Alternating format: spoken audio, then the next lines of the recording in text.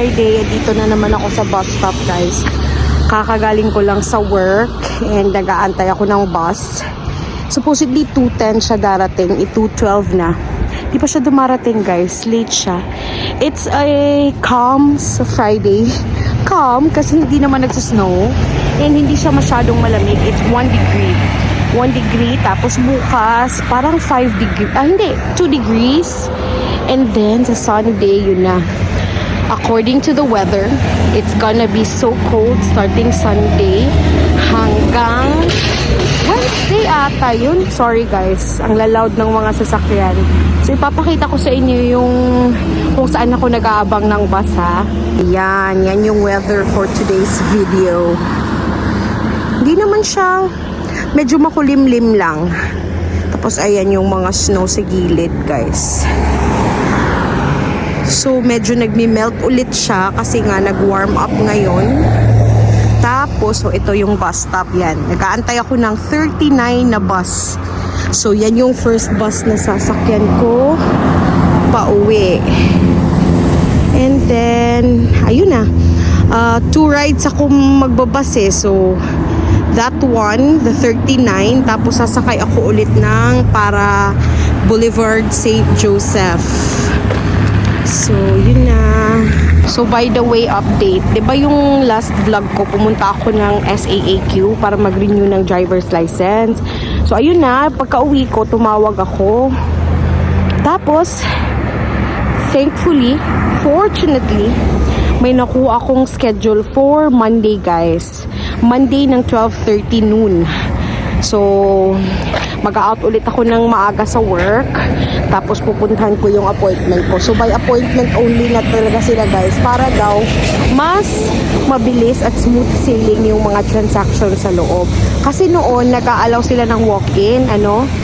Pero yun na nga, mataas yung pila. Tapos yung wait times matagal. Asa na kaya yung bus ko? So, ayun na, nakakuha ako. Sana maging okay lang para naman ma-start na natin yung driving lessons natin, ano? At na hindi na tayo maglakad ng maglakad. So, anyway, for now, maglalakad muna tayo kasi nga wala pa tayong lisensya, hindi pa tayo fully licensed na mag-drive. But darating din tayo dyan, guys. And, yeah. Asa na kaya yung bus ko? Wala pa siya, guys. So, baka dumaan ako sa dollar store. Tingnan natin. Kasi hindi ko na naiwan yung wallet ko. May dala na akong wallet, guys. Dry na yung lips ko. Kasi malamig.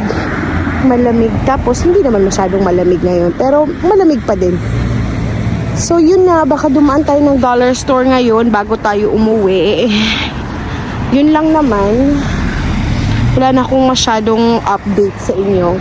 So, ayan na yung bus ko. Finally, it's here. Dito na ako, guys. Papakita ko lang sa inyo itong snow na nasa gilid, oh. Hindi na siya magandang tingnan, para ng putik. Kasi, tingnan nyo, naghalo na yung basa, tsaka snow, tsaka ewan ko ba, mga asin siguro yan, yung iba. Pero yung dito, untouched. Yan, very untouched. Ang puti. Puting-puti siya, guys. Masarap maglaro dyan. Mga anak ko nga, gusto nilang mag-sledding. So, baka bukas, magsisledding kami, guys, pagkatapos kong maglaba. 'Di ba? Kasi wala tayong ibang time na maglaba. Sabado lang, tsaka linggo, magsisimba, tsaka mag-grocery. Kasi nga, 'di ba, Monday to Friday ako nag-work. Ganun din si Fritz. Kaya very hectic yung schedule, guys. Ayan.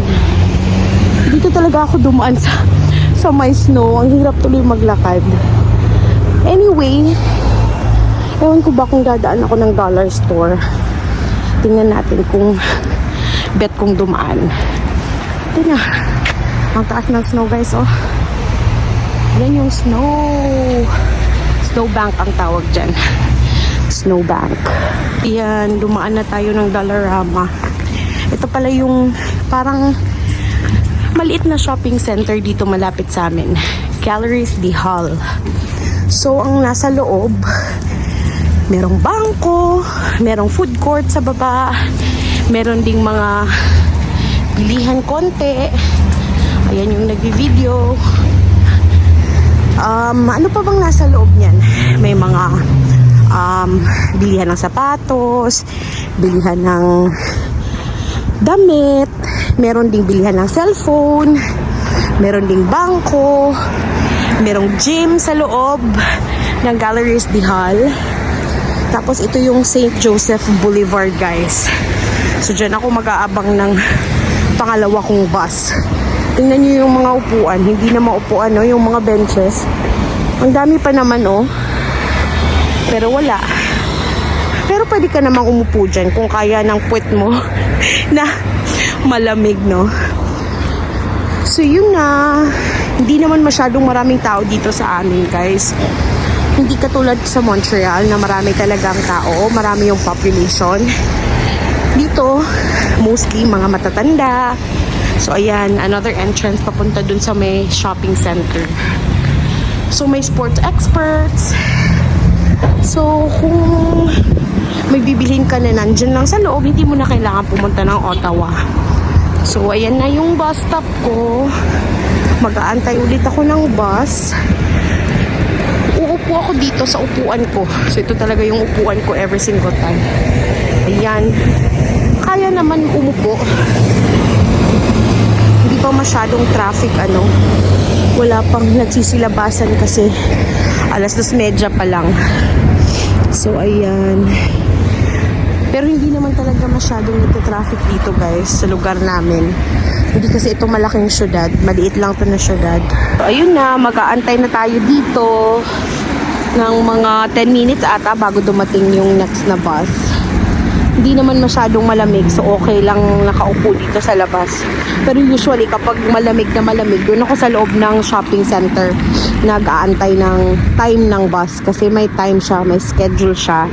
And tinitingnan ko siya ahead of time sa cellphone kasi may sa may app siya, may app kung saan makikita mo yung mga timing ng bus number na sasakyan mo. So alam mo kung anong oras siya darating. Usually naman kung malate man siya, mga 2 to 5 minutes lang siya malate. So, natatansya mo talaga kung kailan ka lalabas kapag malamig na malamig, di ba?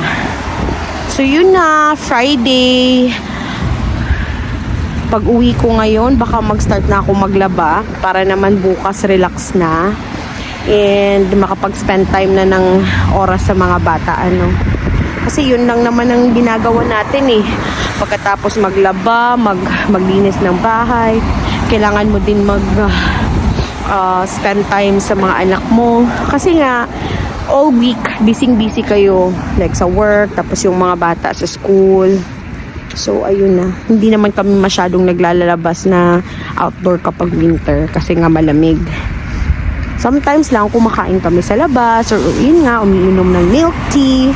Kasi yun yung favorite naming lahat. Kahit yung mga bata, gustong-gusto nila uminom ng milk tea, guys. So, kaya usually kapag nagre-request sila, pumupunta kami ng milk tea shop para mag-milk tea or kumain ng fried chicken, ganun. Hindi pa ako tingnan nyo, marami akong white hairs dyan. So, kailangan kong mag-dye. Anyway, mag-aantay muna ako ng bus, guys, ha. Tapos update ko kayo mamaya pag nakarating na ako sa bahay. Wala naman siguro kaming pupuntahan ngayon kasi nga, yun nga, pagod from work. Pero baka bukas kung skating yung mga bata, mag-video din ako, guys. So baka dito ko na lang tatapusin yung video ko kasi wala na. Uuwi lang ako. So yun na, guys. Pag lumabas kami bukas, mag-vlog ulit ako. Tapos, papakita ko sa inyo kung saan nagsiskate yung mga tao dito. Tinatawag siyang Rideau Canal. So, yung whole canal, nag-froze siya kapag winter. So, pwede kang mag-skate doon with your family and with your kids. So, ayun na. Have a blessed Friday, everyone. Thank you so much sa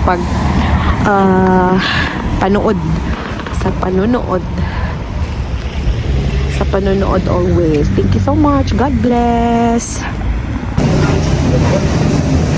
dumaan ako ng Tim Hortons, guys. Bibilan ko yung mga bata ng donuts for snacks.